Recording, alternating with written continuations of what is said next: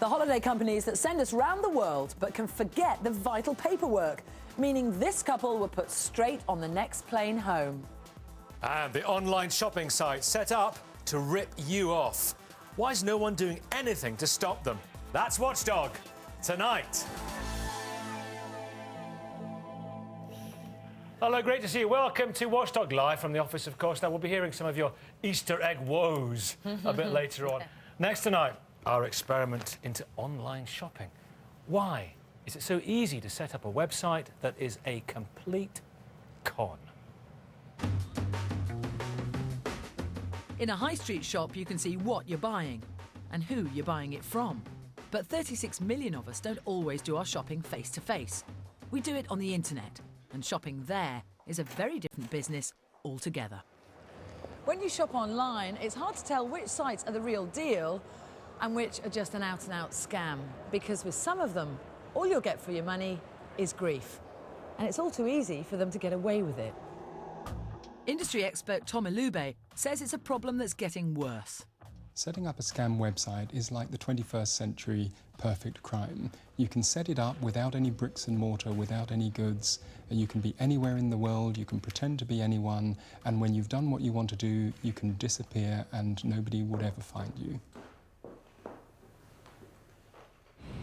In fact, it's so easy to set up a fake website, we thought we'd have a go ourselves. We set up an online store even though we had nothing to sell. It was cheap, it was quick, and most worryingly of all, it's convincing. So, step one to setting up our site. Well, we needed a catchy name. We called it the Unbelievable Gift Company. You have to register a web address, but that's simple and costs less than £3. We didn't have to give our name, and the address we gave was pretty unbelievable too.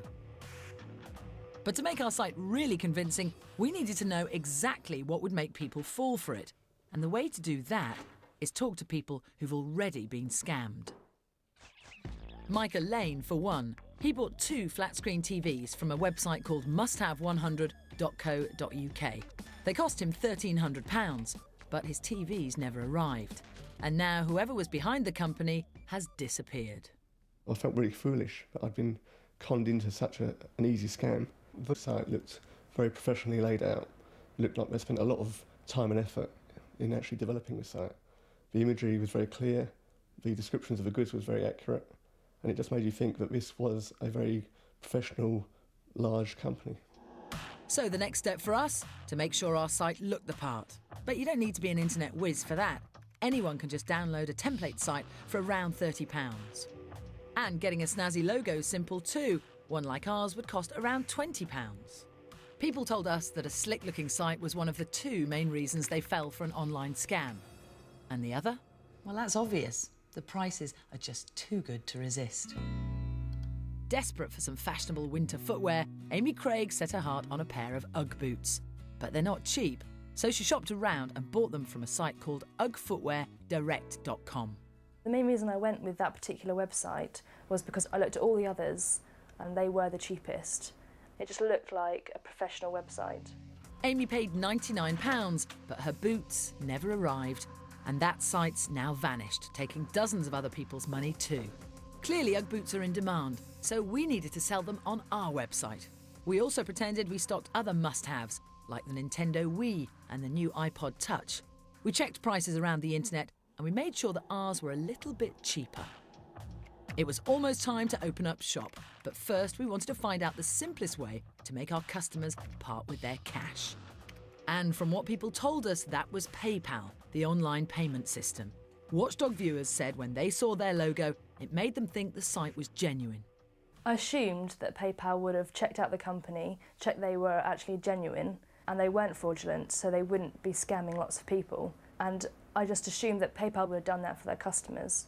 But they don't. While PayPal will make sure your money is transmitted safely, it doesn't necessarily mean they've checked out the person that you're sending your cash to. Many fraudsters setting up scam websites, if they want to take payment, will use a payment mechanism like PayPal rather than a bank, because the banks will tend to do a lot more checking in order to determine that you are who you say you are.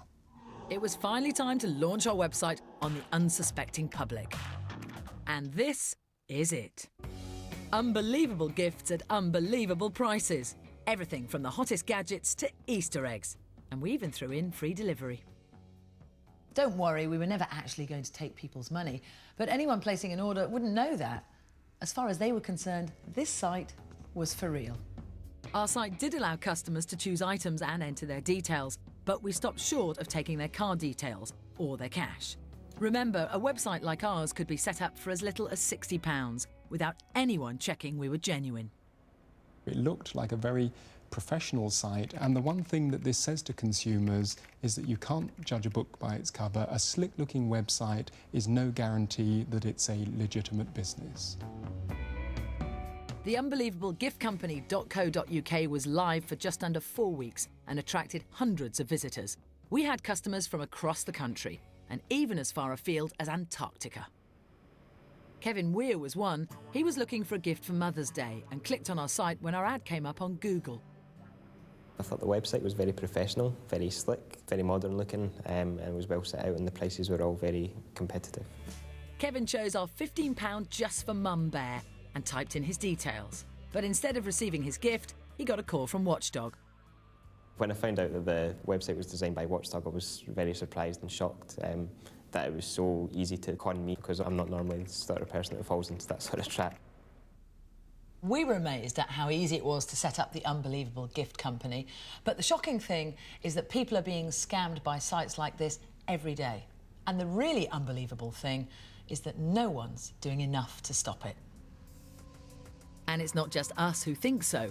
A recent House of Lords committee report into internet security said more could be done to protect consumers.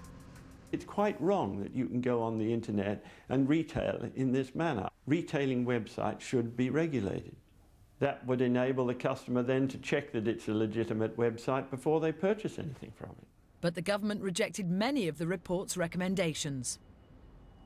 It's a shame they won't follow the example of the authorities in Ireland, where anyone who wants to sell online with an Irish web address is checked out. So if we'd tried to set up the unbelievable gift company there, it would never have got off the ground. When you're online, seeing is not necessarily believing, because behind that glossy website could be somebody just waiting to rip you off. And they can, because there's no one out there to protect you.